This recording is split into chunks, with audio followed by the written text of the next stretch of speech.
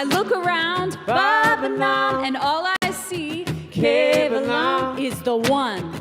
Babylon, that's what this means. Babylon, sing it, y'all. Babylon, Babylon. I look around, Babylon, and all I see is the one. Babylon, Babylon, Babylon, yeah, Babylon, Babylon,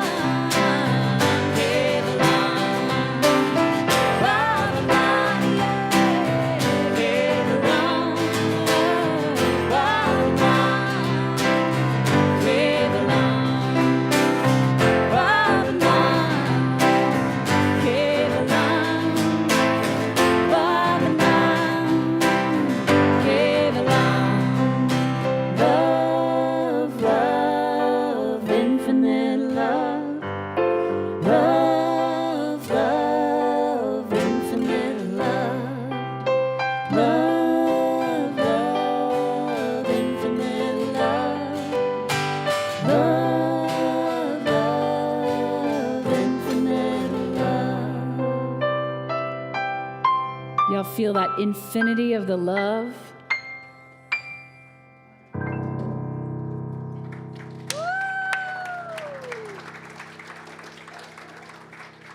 And on that wave of love we just created, surfing in is the one, the only, Reverend Dr. Ken Wilcox.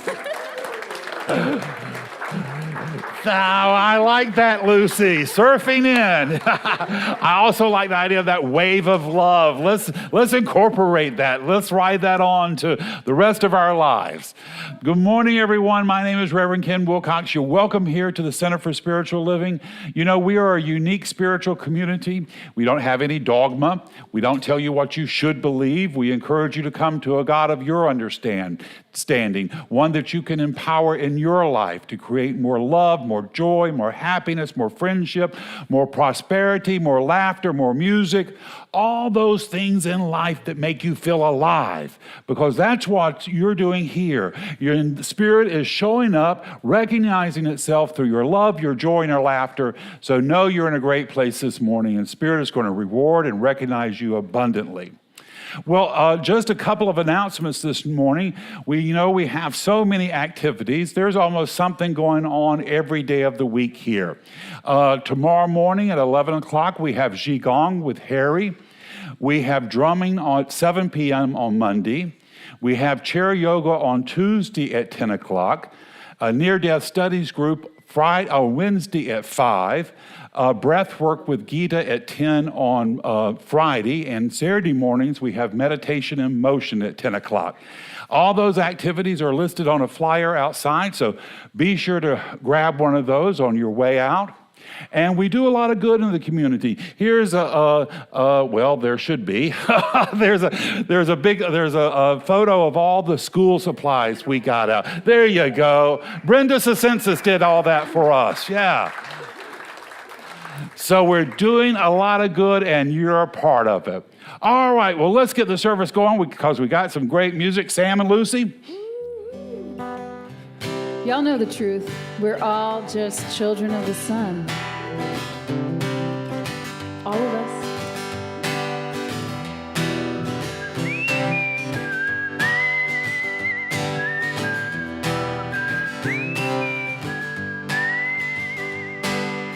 We are children of the sun. We are gathering as one. When we start listening to what she's got to say, oh, our mother, she will guide the way. When it's all said and done,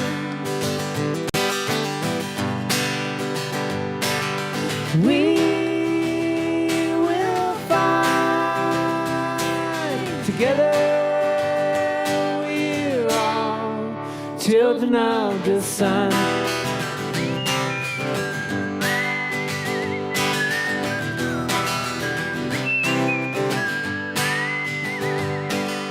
When we see that all we are is love, together we can build the world we're dreaming of. And all those places that we've known, now we're finally coming home.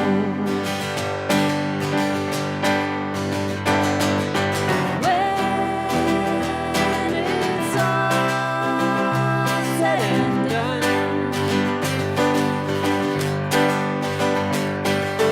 we will find together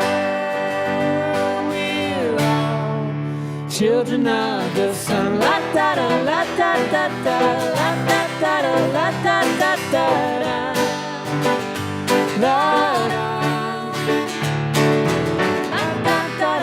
da da da la da da da la da da da la da la da da la da da da la da da la da da da.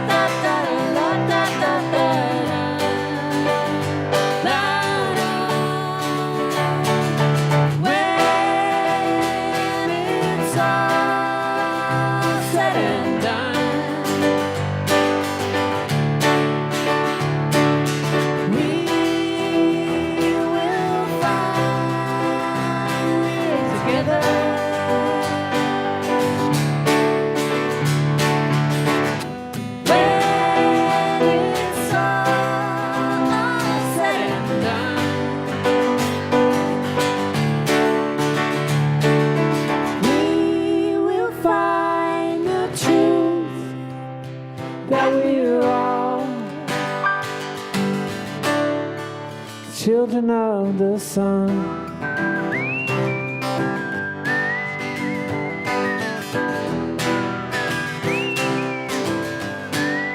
Children of the sun.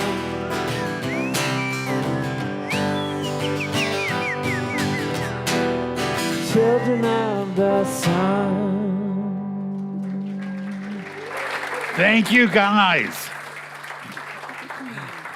And now to get our service really going, we got the wonderful Victor Manley coming up to do a reading and treatment. Come on up, Victor.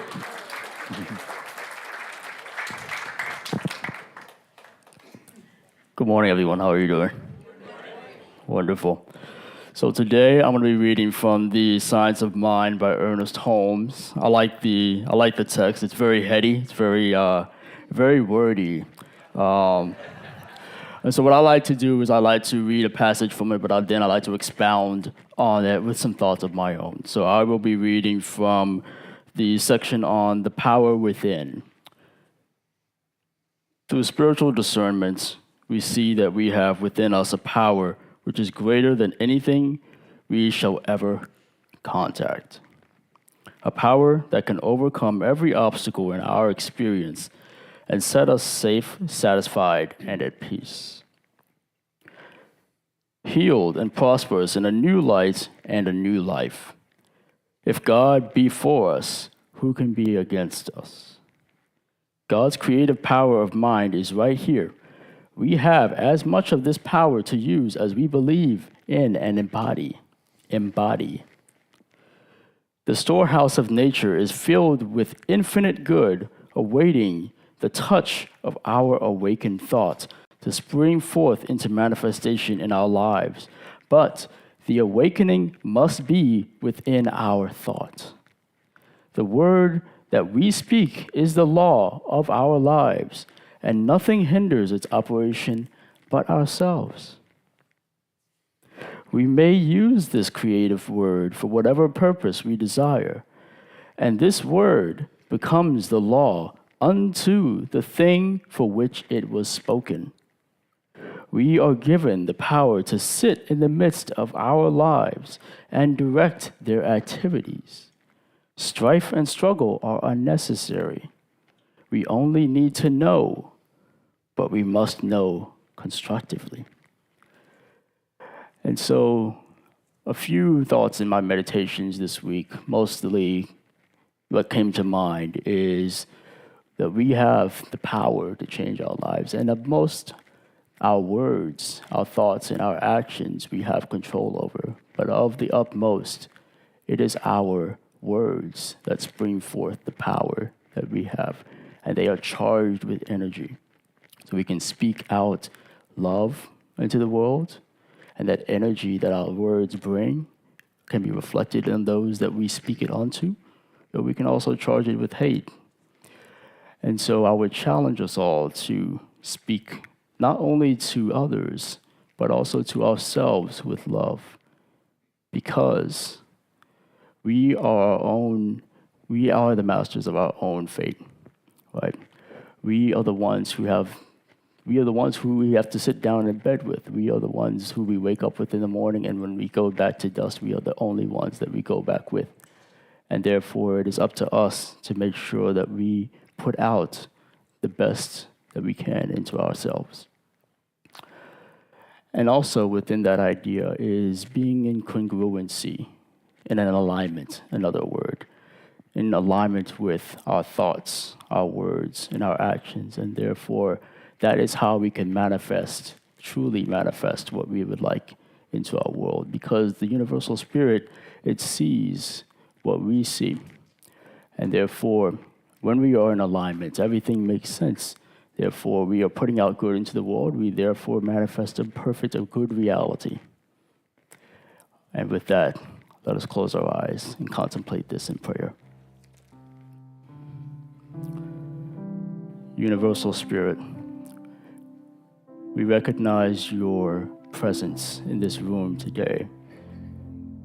And we all understand and know that you are the one back from all of us, the reason, the origin, the source of everything that is around us. We also acknowledge that you are this ocean, and all of us are all but a drop of the ocean.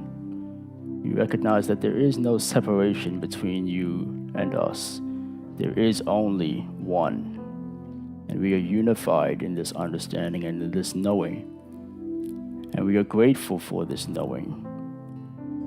We give thanks for this eternal bliss that we have, and the knowing that we have at any moment in our lives, at any moments throughout the day, the choice to set ourselves on the path of aligning our goals with yours. And we affirm and we accept that you have an ultimate understanding of the purpose of our lives. And so we surrender our will so that we may better be able to understand your will for us. We give thanks and gratitude for everyone in this room, for the power and the collective consciousness that we all share. And so we may be able to go forth out into the world and spread positivity and spread this universal message that we know to be good.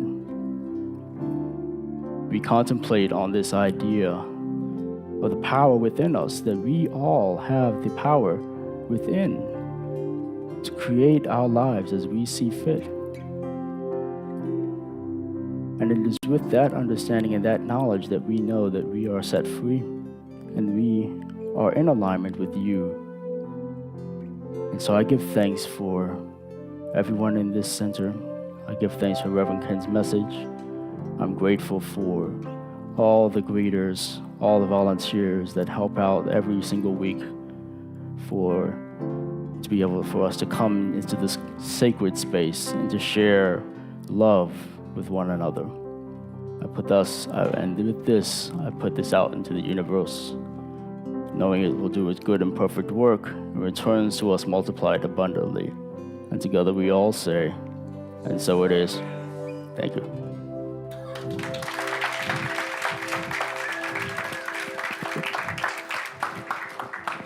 Now as our choir comes up, they didn't get my eyebrow cue. I don't know. Was it not big enough?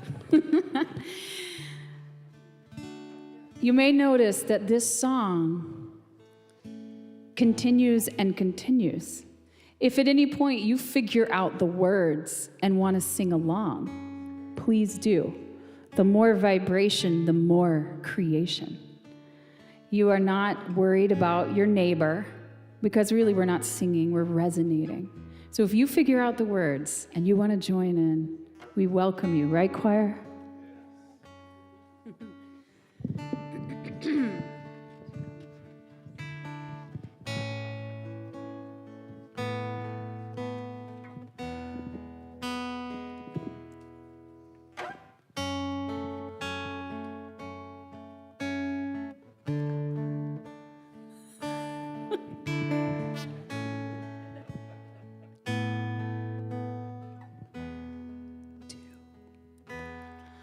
Whose hands are these?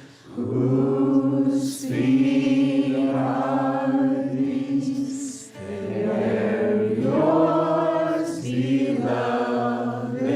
They're yours, beloved.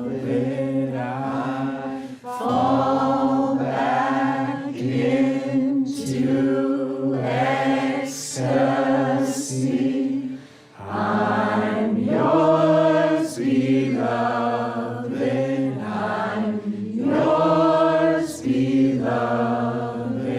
Whose hands are these? Whose feet are these? They're yours, beloved. They're yours, beloved. Fall back into ecstasy. I'm yours, beloved. I'm yours, beloved. Whose hands are these? Whose feet are these? They're yours, beloved. Yours, beloved. I fall back into ecstasy. I'm yours, beloved.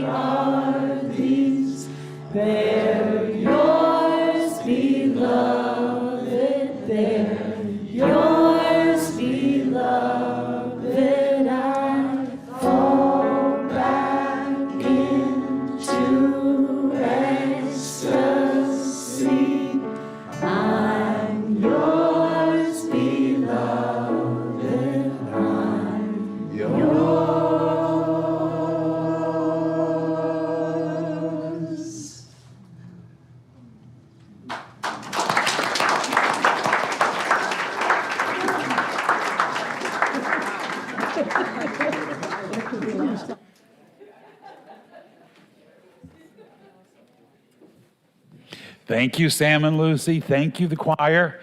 It was lovely.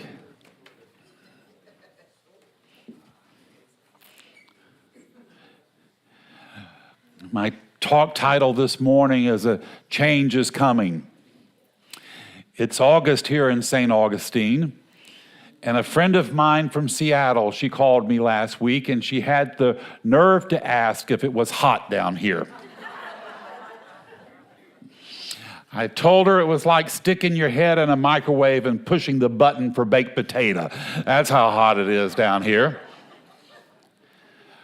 When I was a kid growing up in Macon, Georgia, the TV stations would always do this promotion where they would fry an egg on the sidewalk in the middle of August. You could cook a whole Thanksgiving dinner down here on the sidewalk and have the turkey dry. So it is hot here, but you know, a change has already started. Back in June, we had the summer solstice, the longest day of the year. Since then, our days have been getting just a little bit shorter. You don't notice it. You walk outside at 3 o'clock and you certainly don't think winter is coming, but it is. The earth has begun to shift a little bit and another season is on its way. And there's something very spiritually powerful about recognizing that as a new season begins while everything else looks and feels the same. We tend to think that change announces itself, that we imagine a moment when everything shifts and everything is different. The phone rings, we get the report from a doctor, someone says, "I love you," someone says, "I'm leaving you." A new opportunity shows up. And looking back, we can say, well, that was the moment when everything changed. But life also changes in ways where it's harder to recognize. Sometimes change has already begun and we don't realize it. When does the flower begin? Is it when we see the bloom, or when the first green shoot pushes up through the soil? Or does it begin a lot earlier when the seed opens to the darkness and sends out invisible roots? There are times that we look for growth and it doesn't seem like anything is happening. We water, we wait, we watch. And if we did not know better, we might conclude that nothing else is going on. Yet beneath the surface, the miracle of life is unfolding. I wonder how often we make the mistake in our own lives. We confuse, I can't see anything happening right now, with nothing is happening, because those are not the same thing. In Scripture, it says faith is described as the substance of things hoped for, the evidence of things not seen. The evidence of things not seen. We usually think evidence must be visible. Show me the numbers. Show me the results.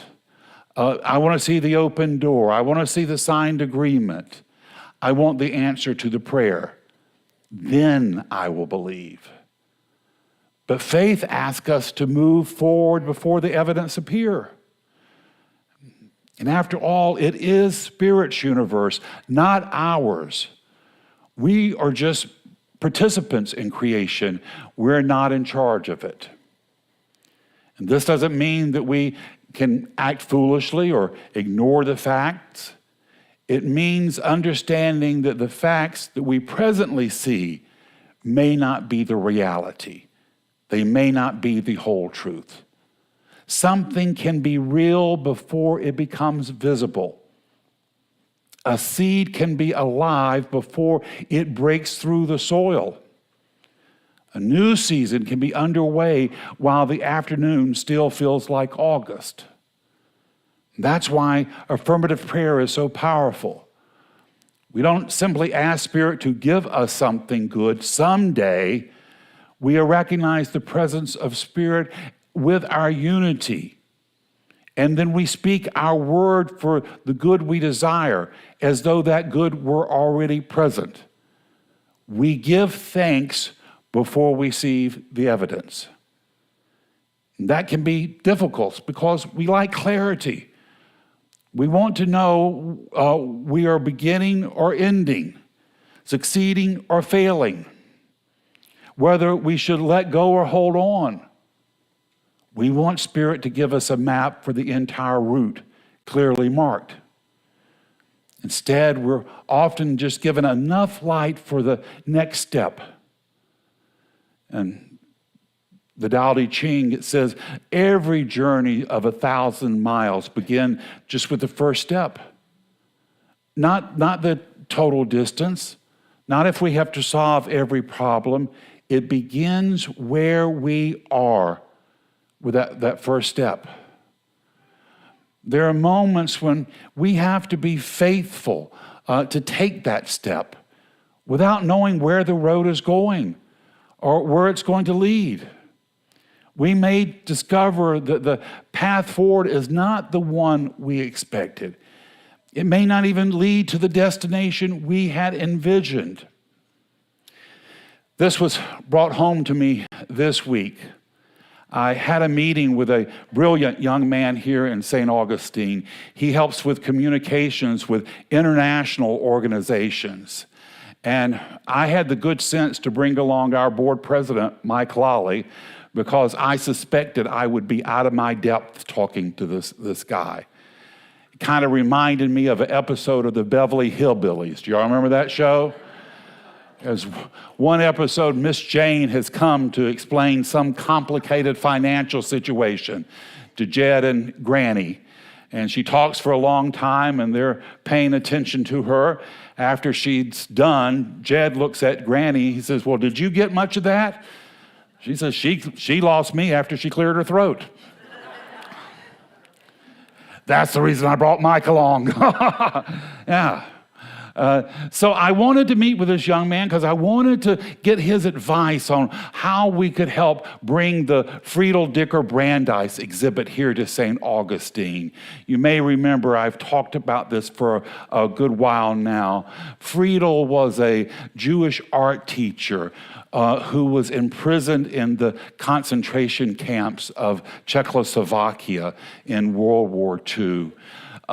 She was there with children, and while she was in the camps, she used scraps of paper and charcoal to continue teaching the children art in the concentration camp. I cannot imagine have the presence of mind to be in that hell and still think, what can I do? What can I use to alleviate for a moment the suffering of these little children? And for those moments where she had those little children drawing art with scraps of paper and charcoal, she had burst through every bit of hell that human anger and hate could impose. We've reached out to the Jewish Museum in Prague about bringing the exhibit here, but unfortunately the traveling exhibit, which they send around the world, it's been used so much that now it's in disrepair and they don't want to display it. My dream is that we help them restore that exhibit and that we do bring it here to St. Augustine. So I was meeting with this young executive to hear his suggestions of how we could make that possible. And he had some brilliant ideas. Some of them we'll be able to use. Others of them are a little bit beyond our capacity right now. And he had also, he was able to identify some obstacles that I hadn't seen coming. And at first that was really disappointing. That was kind of a setback. And for a moment, I really wondered how we were going to move ahead with that. And it made me question the whole plan, at least in the form that I had come up with. I really began to doubt if it was going to be possible. And that's happens to us often when we have a big plan or a dream or hope, it's easily to get discouraged because the answer does not show up in the form we expected. And when that happens, we decide there's no answer. But a closed route does not necessarily mean a closed calling. Sometimes Spirit does not take away the vision. Sometimes it enlarges the vision. So I got back from the meeting with him, and I was writing this talk this week, and something else showed up that happened this week. I had gotten a call, or actually an email, from another person, no one I knew, and it was about a radio show I had done several years ago on National Public Radio. And the show was called My Unsung Hero. And it was about me and being in Washington, very discouraged at the time, and I was contemplating suicide, actually. And a stranger on the sidewalk, she caught my eyes, and just a little bit of love and joy, she was able to lift me up. And so I recorded that show, and it went out nationally, and I soon forgot about it. There was a new episode of the Great British Baking Show came on, and so my thinking was off in another direction altogether. But that show is still out there. And this week, I received an email from a man who had heard it. His name is Keith Lindgren, and he writes a spiritual blog. And while researching for his writings, he came across that show. And he wanted to write about it, and he did write about it. And not only that, he wanted to let me know.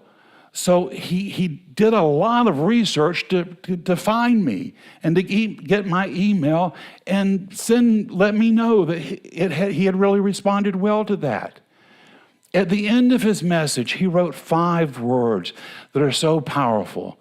He told me, he said, "You are still being seen. You're still being seen." For almost 2 years, as far as I know, nothing was happening with that show. I told it, I released it, and I simply went along with my life. But just because I could no longer see it didn't mean the ripples of it were not having an effect on a greater world. Somewhere out there, it was still making a difference. And so while I was writing this talk, at the same time I had just finished this interview about Friedel Dicker Brandeis, it suddenly dawned on me, wait a minute. They took that story of an unsung hero about the stranger I encountered on the sidewalk of D.C. Well, if you want a story about an unsung hero, Friedel Dicker Brandeis is the most amazing story you could ever come across. And perhaps by my sharing her story, that will do a tidal wave of good. Her story may break open hearts. It will inspire. It will encourage. It will remind us that courage and creativity can conquer the face of cruelty. It's a story we desperately need right now when the flames of hatred are beginning to spark again. So the possibility came to me. I need to get this story to them. It hadn't been my dream. My dream was to bring the exhibit here to St. Augustine. I would love for that to happen. That would be the most amazing thing in the world if we could bring that exhibit here. But perhaps there's a larger dream, larger than my original plan, that's wanting to be birthed through me. Perhaps it's up to me to give up my smaller ideas so I can step into a larger vision. If Friedel's story was shared nationally, it could introduce thousands of people to her life, and not just hers, but to those children. It might help raise funds needed to repair that traveling exhibit and get it back on the road. And perhaps it could eventually come to St. Augustine, but it may travel all over the world. Wherever it goes, wherever it shows up, it will be a blessing. It will change hearts. It will change minds. And thinking about that, suddenly the obstacles from that meeting look different. They had not necessarily blocked the path. They may have revealed another path, a higher one, a greater one. In Hindu scripture, they say we have a right to our actions, but not to the fruit of those actions. That tells us that we don't get to stop caring. It tells us we've got to serve the vision faithfully without trying to control the exact outcome. We do our work, and then we trust in Spirit. There's a profound difference between commitment and attachment. Commitment says, I will do what is mine to do. Attachment says the universe must make it happen exactly as I envisioned. And faith can help us release that second demand. We can walk towards a sacred possibility with all our hearts, while remaining open to the destination we have not yet envisioned. We haven't imagined. We can take the next step without insisting that we already know the end of the journey. That openness matters because we often narrow the way blessings can come to us. We reduce the infinite activity of Spirit to a narrow alleyway of conditions. It must be this job. It's got to be this person. It's got to be this date. It's got to come to me exactly as I pictured it. And then when the blessings show up by a different avenue, looking different, we're so busy staring around the alleyway that we miss them altogether. Spirit has the entire universe to bring your blessings to you. And divine intelligence is not limited to the route we selected. The good-seeking expression through our lives may be far more powerful than the good we have designed for ourselves. The blessings want to break through the soil of our own expectations. We are here to be awed with how much Spirit loves us. We are here to be awed with how powerful we are, with how much good we can do. Our job is not to tell the seed what the flower must look like. Our work is to give it what it needs, to plant, to water, to tend, while trusting that life is unfolding within. And that's not passivity, being passive. Faith is not sitting by the garden and demanding vegetables. It asks us to act, to pay attention, to respond when a new path is revealed. Then we can release our claim on what the harvest must look like. I still hope and pray that Friedel's exhibit comes to St. Augustine. I can envision people walking through it and meeting Friedel and meeting those children through their art. I can imagine young students in our community discovering how creativity can persevere in a dehumanizing world. But I'm also beginning to understand that the deepest calling may not be to bring that exhibit to one particular place. The calling may be to help it travel again, to help it go through the world. My preferred outcome is one possible expression of that calling, but it's not the only one. There may be something in your life that that's asking for your openness. Maybe you've been praying for an answer and have decided what that answer looks like. You could be working towards a dream and interpreting every unexpected turn as a setback, or standing before a path that does not look what you thought it should look like.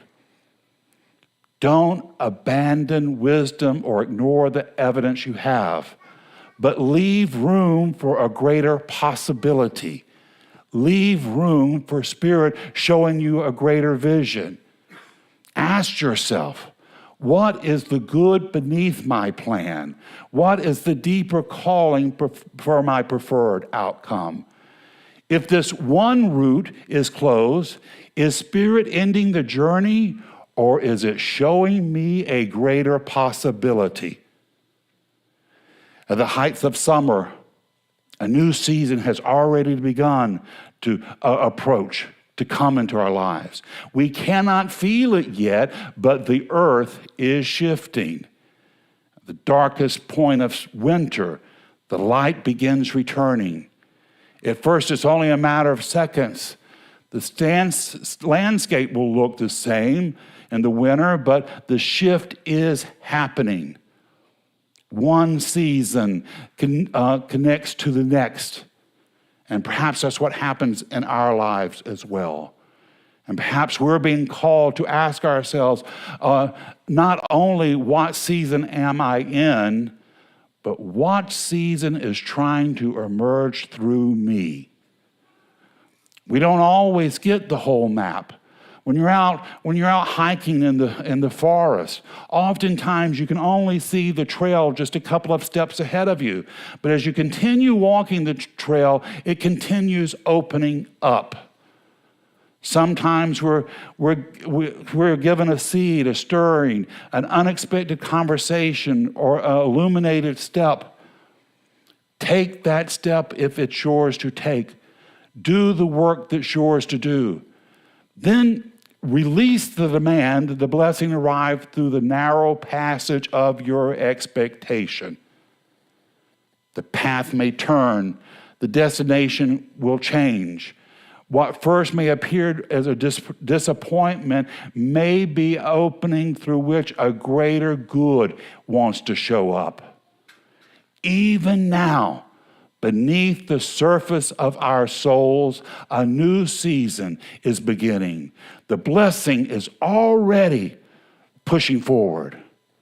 You see Friedel use scraps of paper to help children bring beauty into history's darkest place. Their art survived. Their lives still matter. Their story is moving throughout the world, and what a huge blessing that would be if we could help that even increase. Perhaps one day, I'll stand before that artwork. Maybe in Prague, maybe in St. Augustine, or just maybe in my own heart and my own soul. And I'll be able to share with Frida and those children, Spirit did not give up on you. You have not been forgotten. You are still being seen. And this is what we want to know for ourselves. It's true for them, but it's true for you. It's true for me. And just because the season, you don't see it shifting, just because you may not see the love you want in your life, just because you may not see the prosperity or the health, just because you look out on the world and you see turmoil and confusion, does not mean that there is not a new season coming forth. A new season for each other, for ourselves, for our nation and the world. There is a better day coming. There is a more hopeful moment wanting to appear. And it is for us not to look at the night and obsess about the shadows. It is for us to lift our eyes and to proclaim the breaking dawn of God's possibilities through every one of our hearts and soul. It's what we've come to do, and only you can do it. This is the truth in your life this morning. It's the truth in mine, and so it is. Thank you.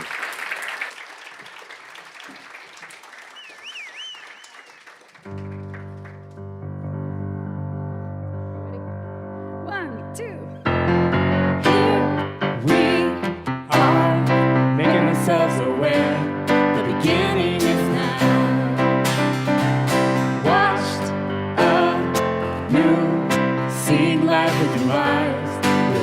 opening up. We are here in the sunlight, dancing in our dream. I see the new day dawning. I feel my new life calling to me. I see the light is shining around. Here we are, standing on solid ground, ready to soar.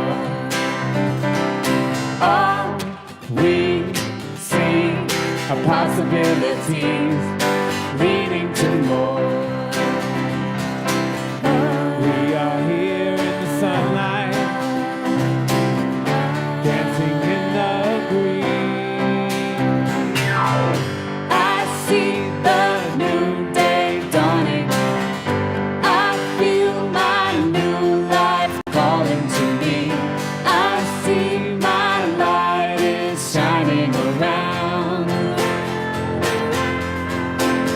I am free.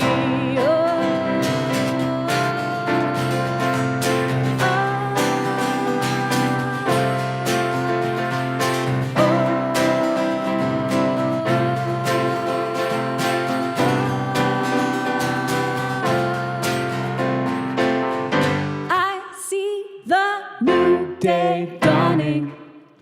I feel my new life calling to me. I see my light is shining around. I feel a new day. It's coming, y'all. I see the new day dawning. I feel the new life calling to me. I see my light is shining around. I feel the new day dawning. I see the new day dawning. Two more, y'all. I feel the new day dawning. I see the new day dawning. All right, thank you guys. So now we come to the time we support this community. When we support this community because it's an amazing place to be. This is an organization that not only encourages everyone in this room, but sends out ripples and tidal waves of love and joy and compassion to the world. We do so much good for this community, and your support is making it happen. So if you will, take your intention for supporting us and place it over your heart and read with me this affirmation of prosperity. I live in a universe of abundance. As I freely and joyfully give, I join in the divine flow, and all I share with life returns to me multiplied abundantly. If the ushers are out forward, Sam and Lucy. We're going to need y'all's help. This little light of mine, I'm gonna let it shine. Isn't that true? This little light of mine, I'm gonna let it shine. This little light of mine, I'm gonna let it shine. Let it shine. Let it shine. Let it shine. 1, 2, 3. This little light of mine, I'm gonna let it shine. This little light of mine, I'm gonna let it shine. Let it shine. This little light of mine, I'm gonna let it shine. Let it shine. Let it shine. Let it shine. Everywhere I go.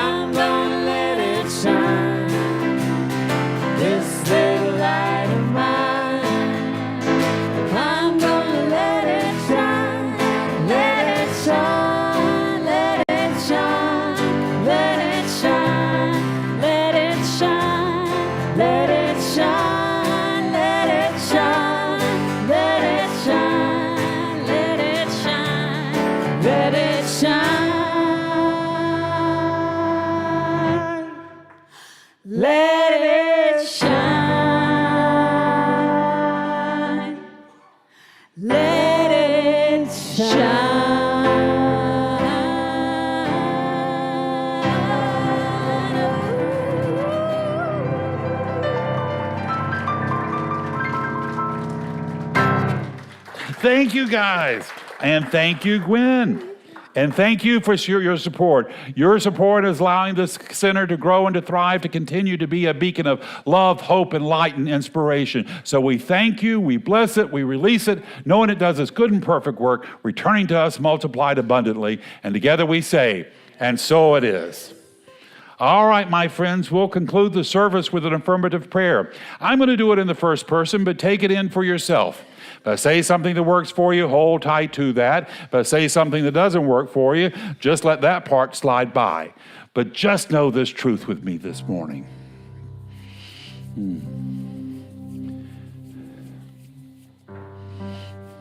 There is but one God and one mind and one power. That power is divine love, it's divine intelligence, it's divine wisdom. It called me by name from stardust so I could walk the soil of St. Augustine. So here today in this sacred place, filled with all these wonderful loving souls, I now choose to know the truth for myself, that I am strong, dynamic, and powerful, that I've played too long with scraps of paper and charcoal, that I am here to shine forth. I am here to break through every bondage of hate, lack, and limitation. I am here to be a bright, shining light of Spirit's possibilities. So this morning, I turn loose of every idea of lack and limitation. This morning, I lift my eyes to a greater knowing that I'm not only a little light shining forth, I am a bright, bold light of Spirit's possibility. I am here to break through the dark of hate and anger and confusion. I am here to illuminate Spirit's path of love, joy, and compassion. Spirit and I are on a mission. We have come to raise the vibration of this creation up to heaven itself.